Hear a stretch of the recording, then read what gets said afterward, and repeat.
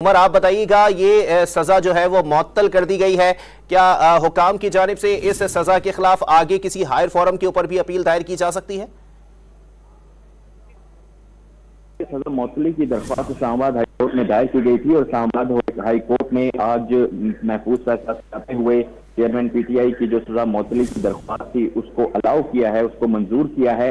Chief justice Aamir Farooq और justice Tariq Mahmood Jahangiri division bench ने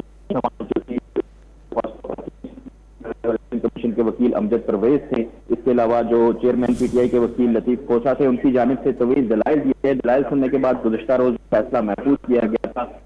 आज सुनाते हुए चेयरमैन पीटीआई की दरख्वास्त को अलाउ करार दिया गया। क्या डिटेल्स हैं इस हवाले से अदालत की जानिब से आगाह नहीं किया गया है। अदालत की किया गया है क्योंकि वो फैसला का जो वक्त था वो पॉज लिस्ट में शामिल था। फैसला ये बताते हैं कि उनकी पिटीशन को हमने अलाउ कर दिया है।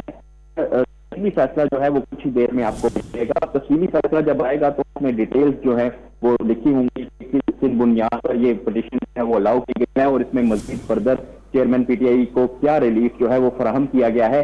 अब बस तफसीली फैसले का इंतजार है, जैसे ही वो आ जाएगा तो मजीद डिटेल भी हमारे पास आ जाएंगी। जी।